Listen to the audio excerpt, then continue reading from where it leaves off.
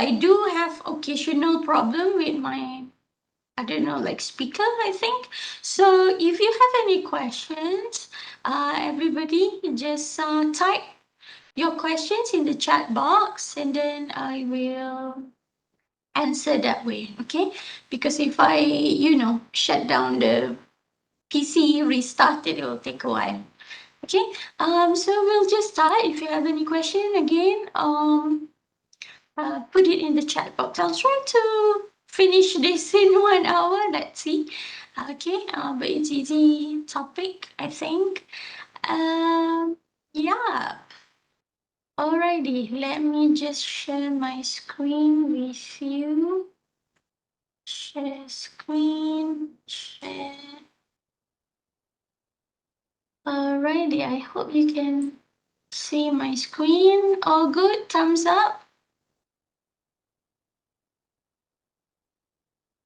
Okay, so let's start. So today's topic is basically biomolecules with synergetics. Oh, why is there? But anyway, disregard that down there. Okay, biomolecules with synergistic functions.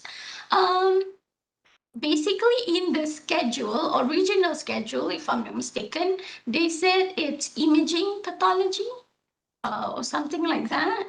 And then I discussed with the person in charge, the program coordinator, if I'm not mistaken, that during agreement, I actually suggested this topic, and the other team members actually accepted it. So then, they said that it's okay for me to teach this rather than imaging pathology, because that's not my forte. Okay.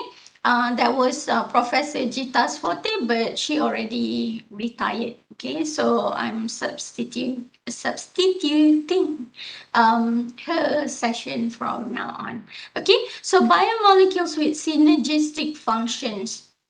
So basically, what you can imagine is that molecules that has more than one property, so more than one design or something like that.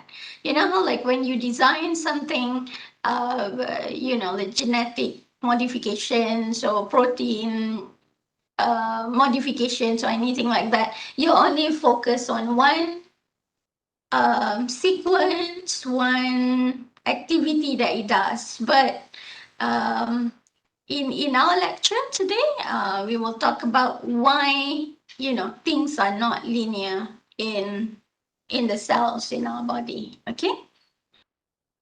So first of all, I will talk about setting the scenes. Basically, what is it about, and then down the line, half of the way, then I'll give you some examples. Of these synergistic functions, development, and mechanism of actions. Okay. Okay, for your information, activities in living system is not linear. It's not black and white. Everything in our body, basically, it has big networks, connectivity, feedback loop from one to another. Okay. There are complexity in living systems. And this actually influenced also by the biochemistry and physical cues in the body. Because, like, if you think about it again, deep down, if you look from biological molecules, at the very simplest structure of it, atoms, electrons, and everything, it's all chemistry and it's all physics. Okay. And at the same time, the complexity is also, due to cell communications. Okay, at a slightly macro scale than at the atomic electron level, the cell itself, as an autonomous entity, it communicates just like us. We are technically, like a bunch of clusters of cells. But in a big size. So we are actually responding to what our cells are doing in our body.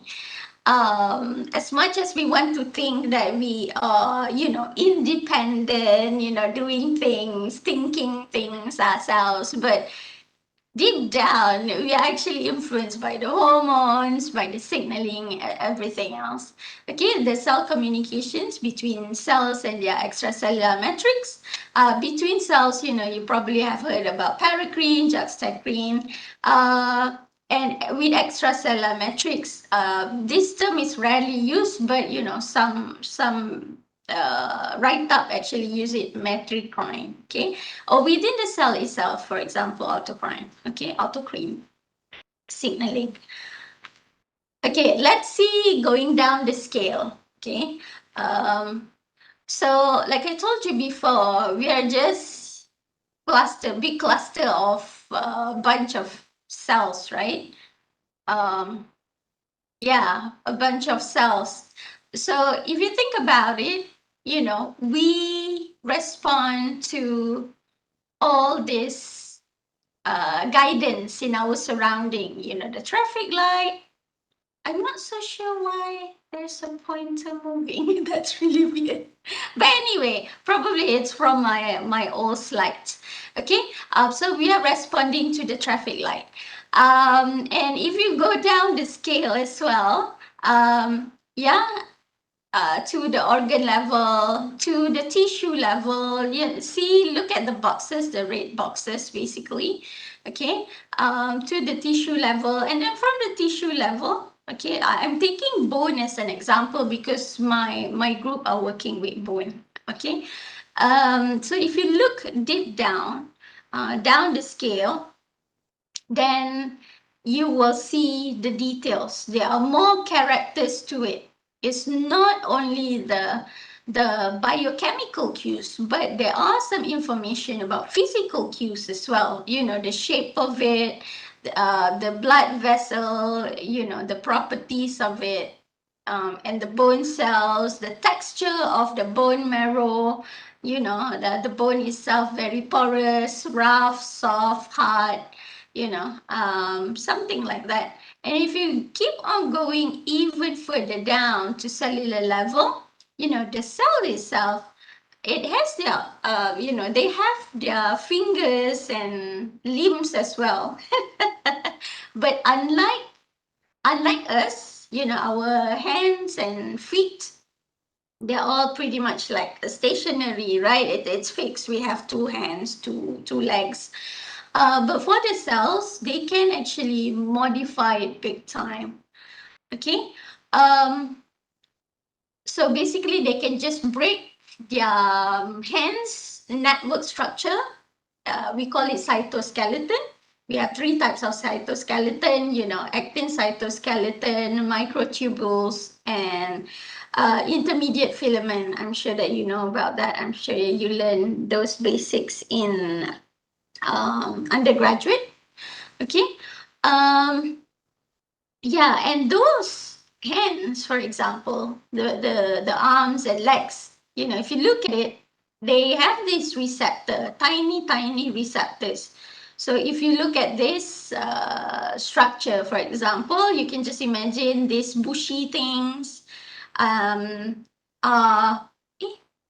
why is it like that? Okay, this bushy thing are pretty much like you can imagine plasma membrane and receptors. And then all these other fibers down here, you can just imagine the extracellular matrix. Okay, your collagen, fibronectin, and others where the cells can adhere. Okay. For your information, okay, let me just tell you. There are two types of big groups of cells. One is, I'm sure you've heard of it, adherent cells and non-adherent cells. Adherent cells are pretty much a lot of, cells in our body. Non-adherent cells, non-sticking cells are pretty much, they're floating and stuff like that. They are white blood cells, of white blood cells family. That's why they can, move easily in the blood vessel without dying. But any other cells in our body, if they don't stick on surfaces, get a grip, then they can actually trigger signaling, death signaling. Okay. But in cancer cells, for example, they have this property, even though, in their normal form, they probably can trigger death signaling if they don't attach very well. But cancer cell, they override that. Apparently, they are not stringently adherent anymore. So that's the reason why they can, go erratic and stay alive. Okay, cancer cells. Okay, now we're looking at the nanometer scale. So when I told you about the biochemistry and physical cues inside our body, okay, one of them, for example, I'm taking fibronectin as an example. Fibronectin is another fibers. It can form in globules form as well. It's another major constituent and major player as well, other than collagen. Okay, I'm taking fibronectin as an example. Within the fibronectin, there's actually one short region where the cells can recognize the sequence and they start to grip on it. Okay, it's called, the sequence is called RGD, arginine glycine aspartic acid. Okay, this RGD. And for your information, you can imagine it like this. You know how I was telling you, human are just like cells. You can just imagine if we were to do rock climbing, or bouldering. You can imagine that, on the wall there are big rocks and smaller rocks that you can grip to climb, right? So RGD is like that. So where those rocks are, the cells can actually grip and pull themselves. Okay, pull upward or crawl, on the flat surface. You can just imagine as well the importance of this rock or RGD, where you can grip if you were to walk on a not very conducive surface for walking. Just imagine if you were trying to walk on a river, right? The way you try to walk on it, very likely you will step on the rocks, right? Not on the water, because in the water side, it's very unconducive for you to move. So RGD is like that. You can just imagine that's where the cell can step on, and when you try to move, you need to have the force mechanism, to move forward, just like cells as well. So here is an example why the biochemistry and physical cues important.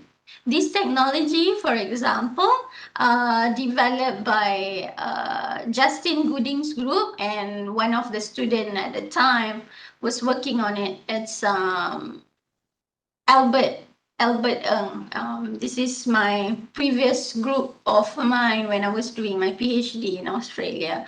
So what they do is that, okay, Albert, he's actually a chemist, but in our group, we basically like transdisciplinary group.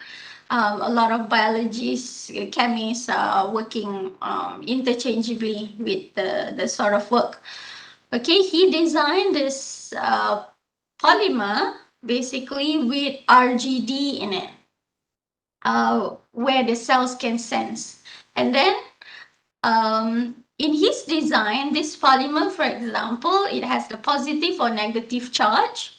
Okay, and he actually, turn on the positive charge, positive potential, or negative potential. So as you can see, when the RGD sequence actually displayed, then the cell can adhere. When the RGD is, covered, access to the RGD is difficult to reach, then the cells cannot attach. You can see here. So what he did was, okay, there are some section of it that he used like different polymer on the outside, different polymer in the middle, for example, in the circles, different polymers, and then he just play around with the electrical potential.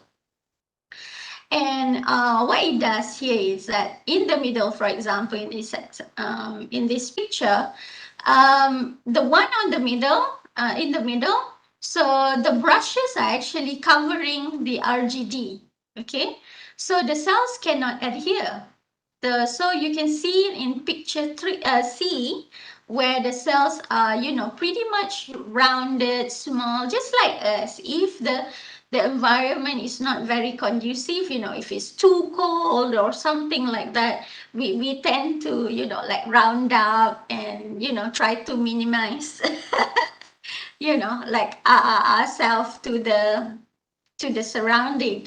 But if the cells are happy, okay, just like the one outside of the circles, where the RGD was were exposed, the cells are very happy. They're like, oh, okay. Then they look like fried egg shape. BAEC cells are pretty much adherent cells, okay? So they start to look like egg shape and elongated, very likely. Usually, if the cells are elongated, they are polarized and they wanted to walk, basically, crawl, okay? Migrate, basically. So this is an example how the biochemistry and physical cues matter. Okay, something exposed, not exposed, and the sequence of it as well. Okay, this is just one example, RGD. And in terms of the RGD as well, we know that it's a biomolecule, RGD, arginine glycine aspartic acid peptide, short peptide. Instead of using the whole sequence of fibronectin, okay, people can design a short version of it, okay, where the cells recognize the RGD peptide. And the physical cues matter. Why? For example, in this case, if you look at figure A, this is actually the structure of the receptor itself. The receptor is known as integrin, okay? So integrin, well, it's bent like this, it's actually inactive. But when it's in active format, binding to the RGD, it goes like straight. You can think of it as like a mechanism, like it's open and closed. Okay, so in one of the study, for example, they showed that compared to cyclic RGD, linear RGD, instability on the configurational changes due to its flexibility, interaction energy. In other words, is that how like if we design protein, peptide, DNA, or whatever, we only, the first stage is that we design the straight line sequence of it.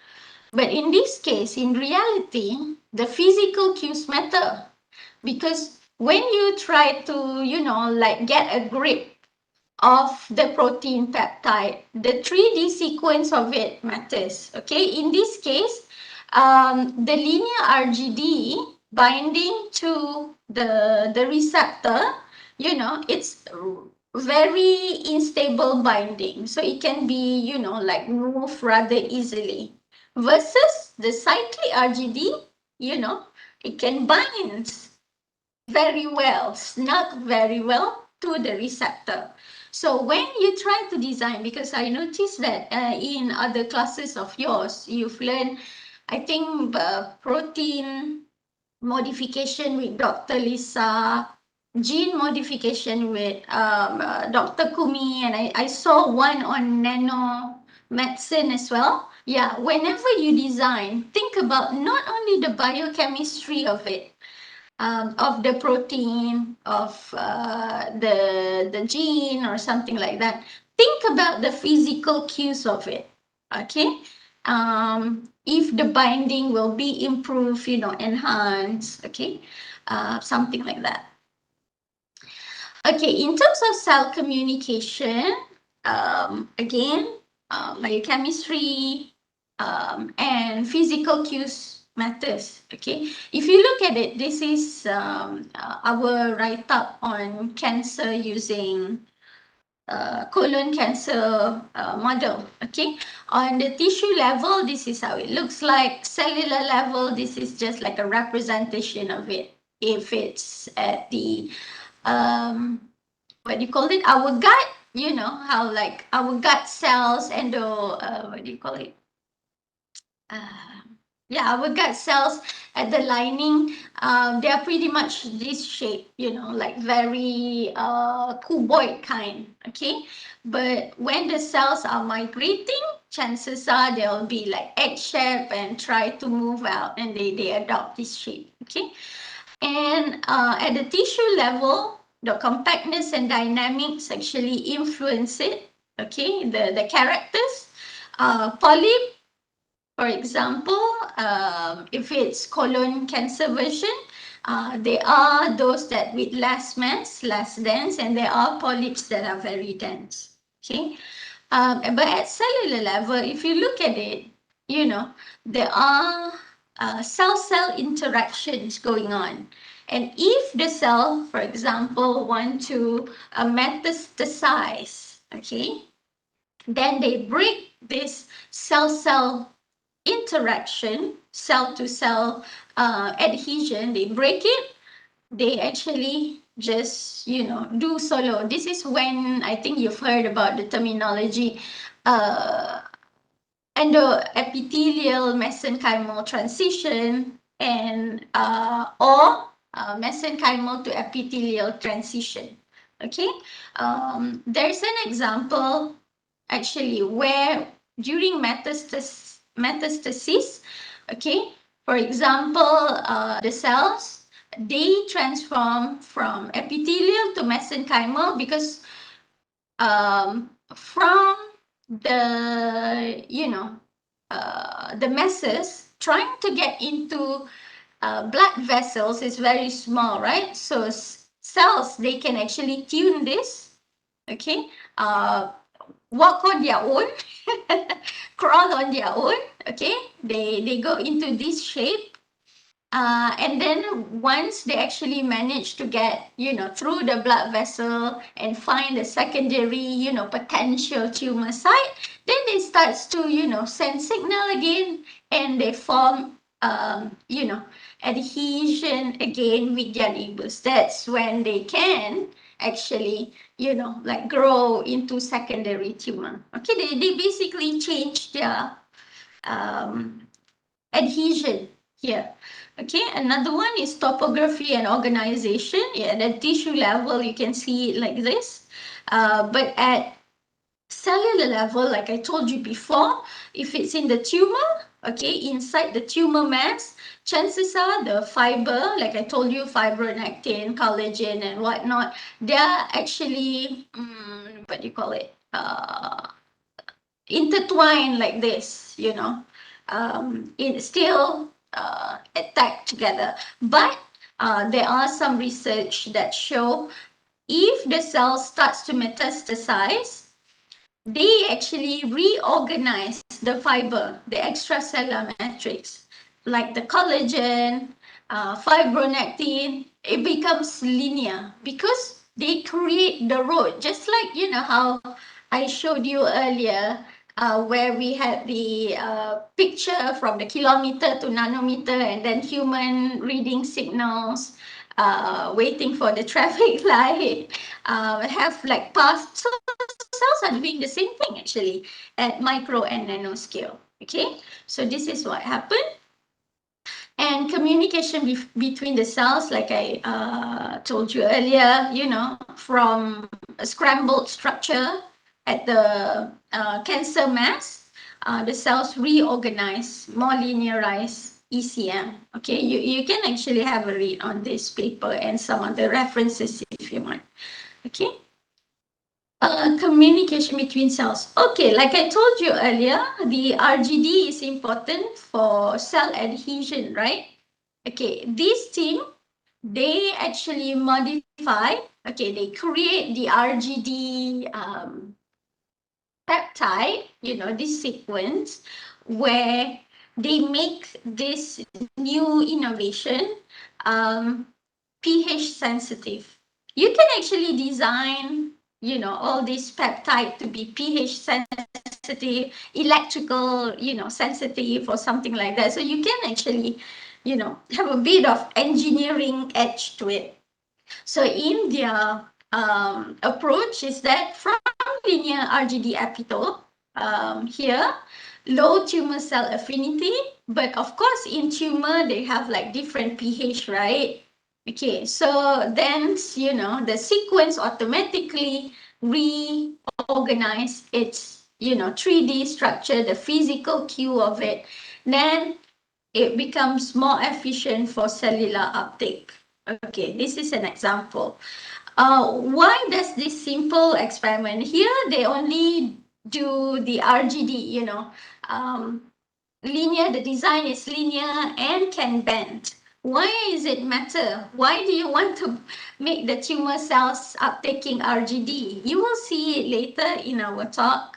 That you can also design the presence of RGD and bind it to drug, cancer drug, for example, or other things that can kill the tumor cells.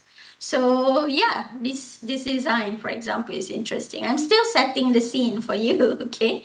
And communication within the cell itself, you know how like in the cells there are gazillions of biomolecules, but have you ever thought about what makes them know which cell signaling to pick, we, whether it's this pathway or that pathway, how do they know? Right?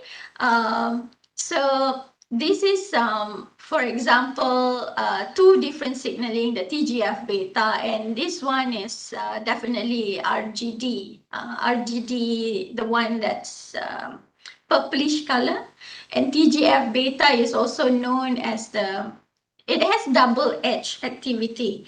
One for physiology purpose, but of course, when it goes awry, okay, then it can trigger cancer. Okay, just like when I told you earlier how the cells, they cluster, and then when they try to go into the blood vessel, they what do you call it? Migrate on their own, right? If you actually try to Google it up, it's actually TGF beta playing role, higher TGF beta signaling or lower TGF beta signaling. That actually, influence the cell to go epithelial mesenchymal transition or not. Okay, so cell communication within the cell itself. So from here, how do you know which signaling, even further downstream signaling that the cell choose? Okay, so all this complexity, yeah, it influence the cell, the biochemistry and the physical cues as well. Like here, for example, they showed that the nitric oxide, okay, this is a typo. I look at the paper again. This is not nanometer, this is nanomolar. That's the reason why, if it's a capital or smaller letters, it's matter. So when you think about, writing your thesis down the line, be very careful on this as well. It means different, when you look at it straight away. So if it's nm small case, it's nanometer. If it's n and big M, it's nanomolar. Okay, here, if the concentration of nitric oxide, different ranges, then it trigger different signaling. Can you see? So definitely inside the cells, there's a, what do you call it? Like a pH sensor, there's like electrical sensor, etc. inside the cell, but it's like naturally, like developed. Okay, so it is interesting. Just in these small changes, it trigger different signaling, even though the cue is the same, right?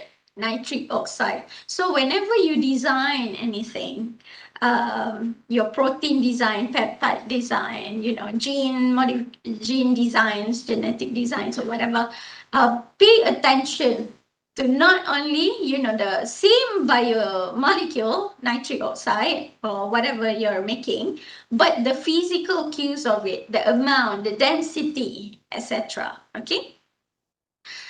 Again, activities in living system is not linear because of all these influences. Now for the example, biomolecules with synergistic function. Okay, so here an example is in vitro imaging. I'm sure that you learn and heard a lot about what do you call it, fluorescent molecule. Okay, fluorescent dye. Okay, there are two types of it. One is fluorescent dye, where pretty much like it's synthetic.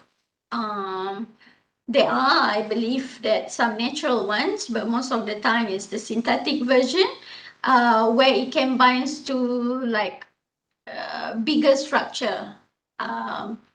Or just generic structure. But if you want to tag a certain protein specifically, you need to use fluorescent protein. This is when you have to use genetic modification.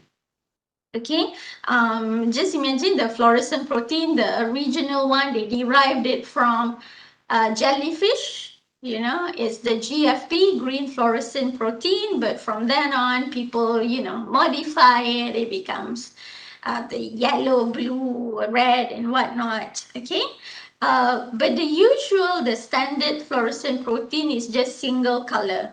If you stain it with GFP, it will be green and nothing else. But with protein engineering, for example, genetic modification, genetic engineering, you can actually play around with the physical properties of biomolecules, where there's actually one, it's called FRET, Foster Resonance Energy Transfer, whereby this is a physics information. If two entities, okay, two bodies are so close to each other within 10 nanometer scale, okay, then energy transfer can occur. So if you give energy to one molecule, okay, but another molecule is just 10 nanometer, within 10 nanometers away, the energy can transfer from one molecule to another. Okay, so this technology is called FRET, Foster Resonance Energy Transfer. The design is that instead of just using one fluorescent protein, in your plasmid, you design two. You have CFP and you have YFP. Okay, so the way it works is that, if you think about color of rainbow, this is how it works as well. I don't know if you try to recall, last time in Bahasa we call it Mak Jah kata hantu biru itu wujud. Red, orange, yellow, macam kata kuning hantu. Hijau is green, blue, and indigo, basically the color of rainbow, right? So the one with the highest energy is the indigo or purple, okay, and the one with the lower energy is red. Okay, so what you do here is that you actually give the high energy, laser light to the one with the highest energy with the shortest wavelength, okay, the blue, okay, for example, and then if the molecules are actually within 10 nanometers, this 3D structure of this protein, for example, within 10 nanometers, the energy can transfer. So instead of seeing one, you can actually, what do you call it, a different color. So if there's, for example, in this design, if you think that the molecule is interacting with each other or not, okay, so if there's interaction occur, okay, then you will see yellow color because the energy already transfer. But if these two molecules are not binding, okay, not close to each other, then you will see blue, the original that you actually, laser lighted, okay, irradiate. Okay, so that's how you know, because like I don't know if you have the experience working with okay, fluorescent microscope, you only see one image, one plane, right? Okay, but when you try to quantify, if you use the confocal microscope, you can do Z stack. That means you can see the top layer to down bottom of the protein structure or receptor structure. If you want to know this protein bind with another, interact physically rather than, you thought that it interact, but it's probably just close to together but not interacting. So if you want to prove there's interaction between molecules, then you use this system, for example, FRET. BRET is, instead of using light irradiation, laser light irradiation, BRET is just based on illumination application. So basically, if there's any biochemical, changes to one of them, and it just transfer the energy to the other, from blue to yellow, just because there's chemical reaction to it. You don't need to use fancy, like laser irradiation to it. So this is BRET and this is FRET. Okay. Oh, I talked so much on that page. Okay, next one is in vivo imaging. The RGD peptide, for example, if you want to make it functional, okay, you have designed your protein, your peptide or whatever. If you want to actually make sure that it has further application, you combine it with biomaterial. Okay, this is when it comes to, the synergy happen. You're not only have the RGD, you actually, put it on something else, combine it with something else, just like before, right? Not only just one, you combine it with another motif that can function even better. Okay, so whatever you design down the line, if you want to have an application to it, better application, more robust, etc., highly likely you need to go interdisciplinary. Not only the protein engineering part, you probably need to collaborate with, biomaterial scientists, or you yourself, have to learn about, biomaterials, for example. And in this case, they showed, where the locality of this particles, okay, where the tumor is and where it stays with RGD modification.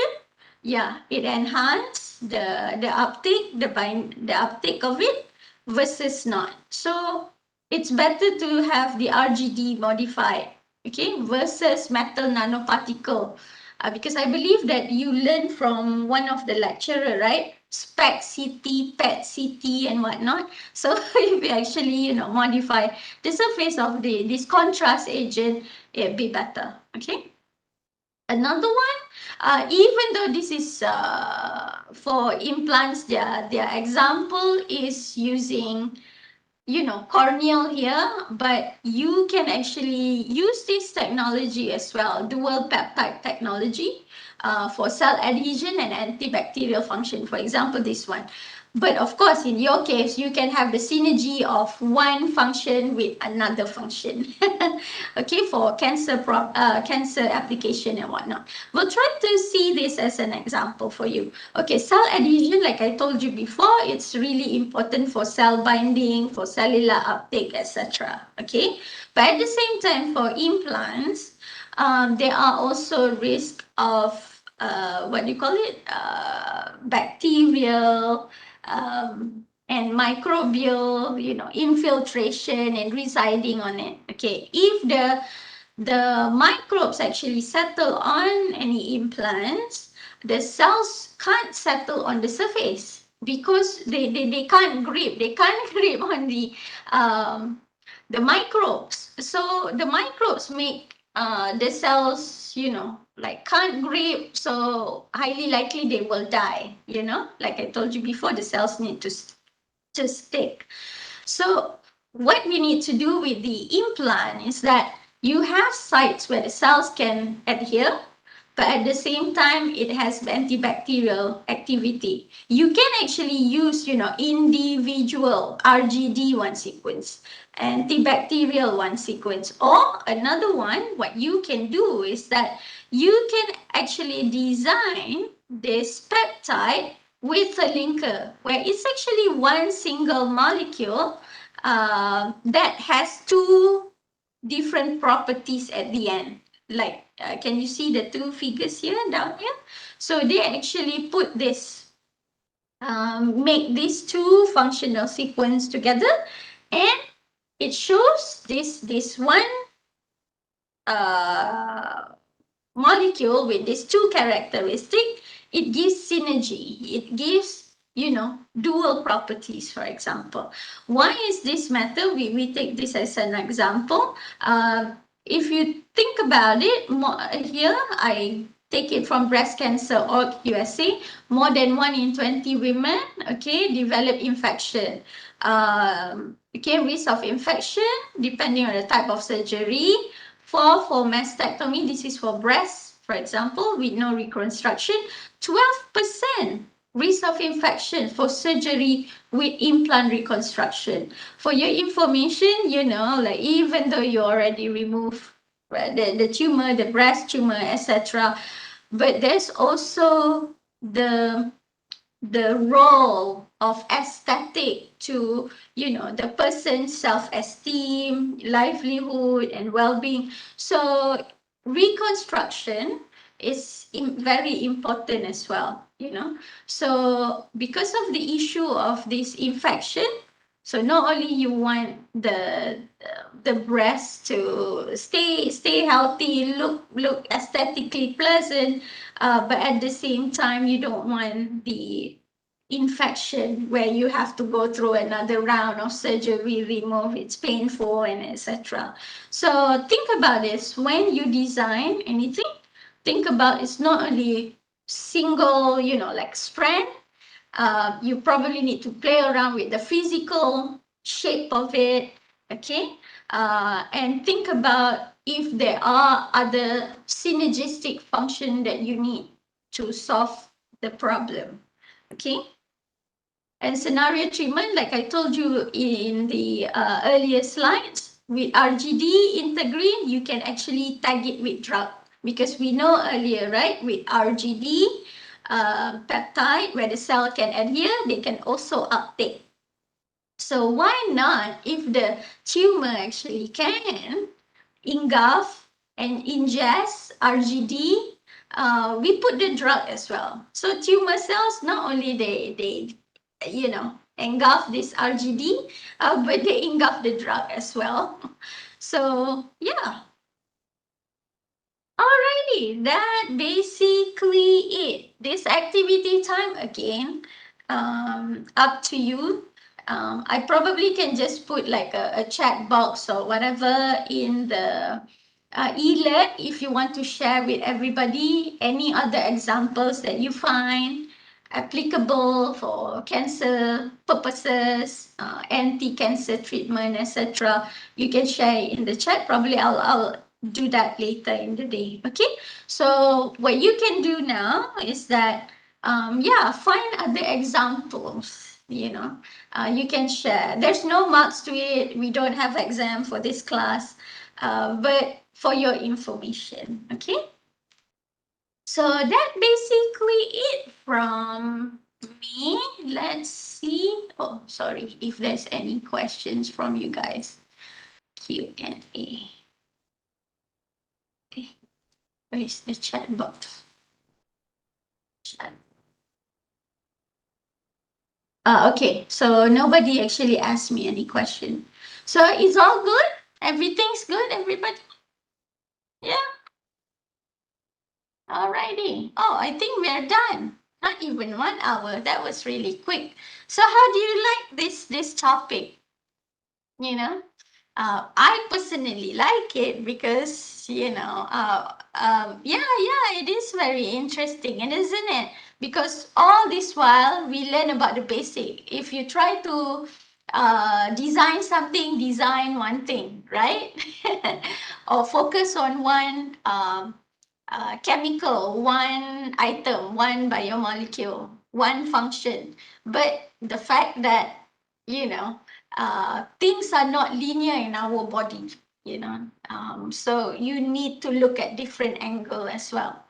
Not only the biochemistry of it, your design, your protein, your genes, but at the same time, the physical of it, the 3D shape, the density,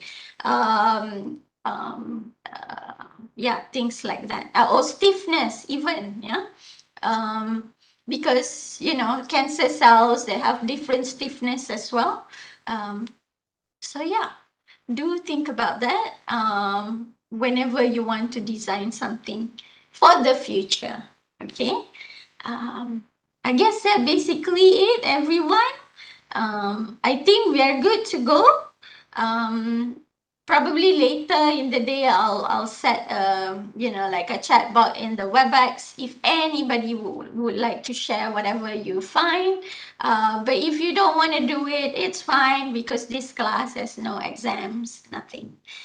Alrighty, so that's basically it for today, and thank you very much, and have a nice day, everyone. Bye bye. Okay. How do I close this? Thank you, doctor. Thank you. Yeah, I can hear you now. So, Sorry, doctor, for this activity, we have to uh, write down in the discussion part in the e-learning, or e-learning, yeah. I will set what do you call it? Like just a discussion chat chat. box if you want to share. Yeah, it's not mandatory. Just if you're keen to try to find examples yourself, you can share. If you don't want to do it, it's fine. I'll put like a chat box later. Okay, thank you. In Thank you, e-learning. doctor. Yeah, okay.